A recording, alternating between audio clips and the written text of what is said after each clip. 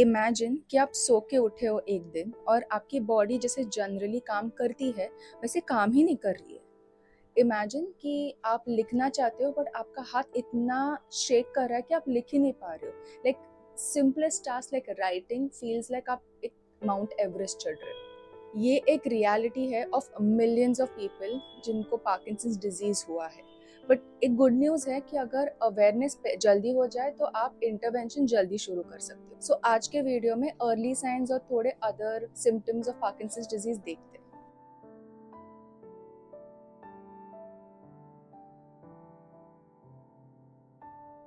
Parkinson's disease is a progressive neurodegenerative disorder. अगर simple terms में बोले तो एक डोपामीन करके एक केमिकल है जो अपना ब्रेन बनाता है, वो धीरे धीरे कम बनाना शुरू कर देता है। ये डोपामीन जो है ना वो हमारे बॉडी के जो मूवमेंट्स है, जैसे मैं अभी हाथ मूव कर रही हूँ या फिर ऐसे हाथ मूव कर रही हूँ, वो कंट्रोल करने में मदद करता है। मैं ये बहुत कंट्रोल्ड वे में कर रही हूँ अगर आप देखें तो।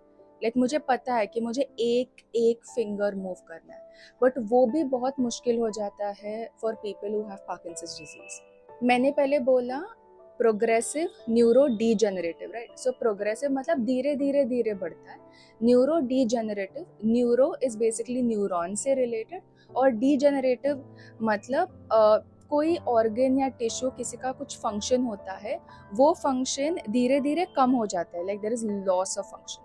सो प्रोग्रेसिव अगर देखें तो हम लोग जनरली प्रोग्रेसिव, प्रोग्रेस ये सब पॉजिटिव वर्ड मानते हैं कि लाइक अच्छा देश आगे बढ़ रहा है वैसे। बट यहाँ पे जो लॉस ऑफ फंक्शन है वो बढ़ रहा है, like the loss of that function, जो फंक्शन किसी का होना चाहिए वो कम हो रहा है, वो तेजी से बढ़ रहा है। If that makes sense. अभी सिम्टम्स देख लेते हैं। पार्किंसंस डिजीज के बहुत से सिम्टम्स है, बट सब में ये सिम्टम्स, सबके सब सिम्टम्स दिखेंगे ऐसा नहीं है।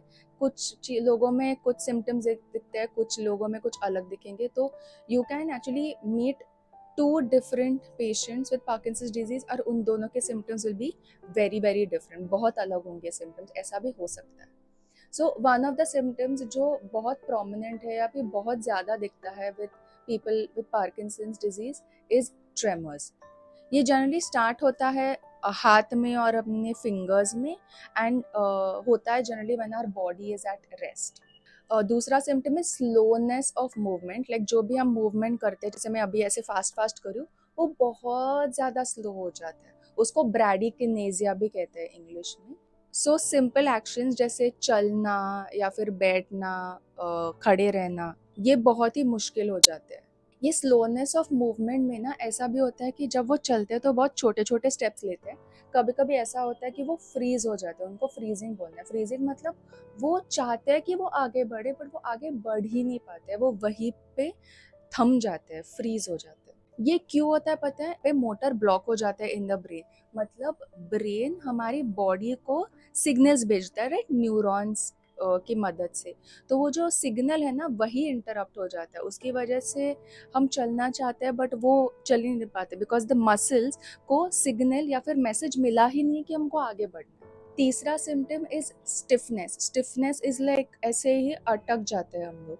सो there is lot of muscle rigidity, like muscle जो है जनरली कॉन्ट्रैक्ट होते हैं रिलैक्स होते हैं, right?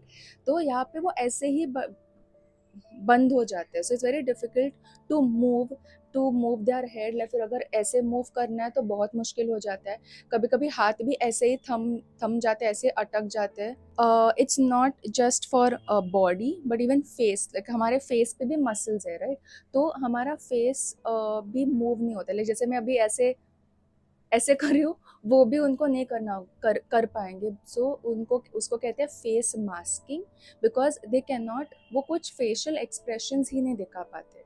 Another symptom is posture instability. तो उनका पॉस्चर थोड़ा अलग, लाइक हम लोग ऐसे स्ट्रेट बैठते हैं, राइट? तो वो ऐसे हंच्ड अप हो जाते हैं, तो उनकी वजह से वो ऐसे गिर सकते हैं आगे, and they tend to actually fall, ऐसे आगे गिर के उनके सिर पे वगैरह चोट भी लग सकती है। देर आर ऐसे बहुत छोटे छोटे साइंस भी है, जैसे हैंड राइटिंग। लिखते वक्त नॉर्मल होता है पर फिर छोटा छोटा हो जाता है, उसको माइक्रोग्राफिया भी कहते हैं। ये बहुत दिखता है इन पार्किंसंस डिजीज बिकॉज मसल्स थोड़े रिजिड हो जाते हैं, उसकी वजह से वो छोटा छोटा छोटा ज़्यादा मूव नहीं कर पाते, इसलिए उनका हैंड राइटिंग छोटा छोटा होता जाता है। There is also loss of smell, there is also soft और स्लर्ड स्पीच बिकॉज हमारे माउथ में भी मसल्स है, राइट, लाइक हमारा टंग भी है और बाकी के जो मसल्स है वो भी थोड़े कॉन्ट्रैक्ट हो जाएंगे, थोड़े रिजिड हो जाएंगे, स्टिफ हो जाएंगे, उसकी वजह से थोड़े स्लर्ड स्पीच भी हो सकता है। हमारे थ्रोट में भी मसल्स है, उसकी वजह से भी वॉइस थोड़ी सॉफ्ट हो जाती है। इसको हाइपोफोनिया कहते हैं। मैंने एक रील बनाया था, मैं करंटली इंटर्नशिप कर रही हूँ तो PDMDS के साथ, तो मैंने रील बनाया था कि हाइपोफोनिया होगा तो कैसे एक्सरसाइज कर सकते हो, तो मैंने एक एक्सरसाइज दिखाया था, तो आप वो रील देख सकते हो, रील या फिर शॉर्ट जो भी। मसल रिजिडिटी की वजह से फाइन मोटर स्किल्स होते हैं, सो लिखना, बटन करना, चपाती तोड़ना, उन सब के लिए जो छोटे छोटे अपने मसल्स लगता है इन आवर हैंड्स, तो वो भी करना बहुत मुश्किल हो जाता है for people with Parkinson's disease. मैंने ट्रेमर्स के बारे में बोला, राइट, कि ऐसे ऐसे ऐसे उनका हाथ हिलता है, वैसे ही टाइप का एक डिस्कनेजिया बोलते हैं इसको, कि बहुत ज़्यादा जर्की मूवमेंट्स होते हैं उनके, बहुत कंटिन्यूस और अब्रप्टली चालू हो जाते हैं, वैसे जर्की मूवमेंट्स होते हैं। ये लड़की का एग्जैक्टली आई कांट से कि इफ इट्स पार्किंसंस और नॉट, बट उसके जो ऐसे पैर मूव कर रहे हैं ना, तो वो आप समझ सकते हो कि बहुत एग्जैजरेटेड जर्की मूवमेंट्स अगर होंगे तो कैसे दिखेंगे। ये सब तो मोटर मूवमेंट्स थे, जो मोटर मतलब हमारे मसल्स और हमारी बॉडी फिजिकल जो प्रॉब्लम्स हो सकते हैं वो सब ये थे। देर आर सम साइकोलॉजिकल या फिर नॉन मोटर मूवमेंट्स, जैसे हैलुसिनेशंस, डिल्यूजन्स भी हो सकता है। हैलुसिनेशंस, डिल्यूजन्स आर मति भ्रम और भ्रम। मेरी हिंदी इतनी अच्छी नहीं है, मतलब इतने भारी भरकम वर्ड्स नहीं आते, सो मति भ्रम और भ्रम वैसे। तो अगर लॉजिकली सोचे तो स्किज़ोफ्रेनिया, जिसमें हैलुसिनेशन, डिल्यूजन्स बहुत ज़्यादा दिखते हैं, तो उस डिसऑर्डर में जो डोपामिन करके जो मैंने पहले बोला ना, वो बहुत ज़्यादा होता है और पार्किंसंस डिजीज़ में बहुत कम होता है।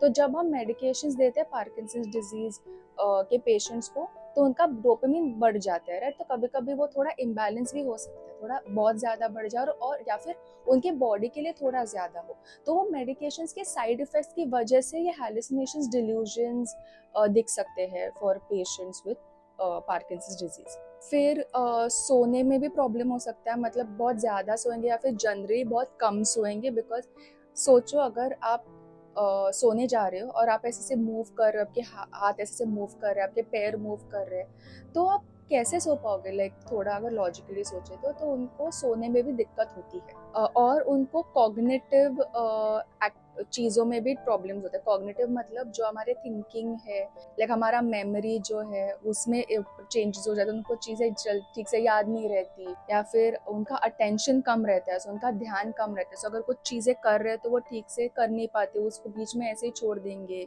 और इनको प्रॉब्लम हो सकती है इन visual special functioning. So visual special functioning में लेट्स से किसी दिशा में जाना है, तो उनको समझ में नहीं आएगा कि कौन सी दिशा में जाना है, फिर कितना डिस्टेंस है, अगर बॉल फेंक रहे हैं तो कितने डिस्टेंस से फेंकना चाहिए, मतलब अगर कितना दूर है कोई बंदा तो कैसे फेंकेंगे, या फिर उनको डेप्थ की समझ नहीं होती है अभी।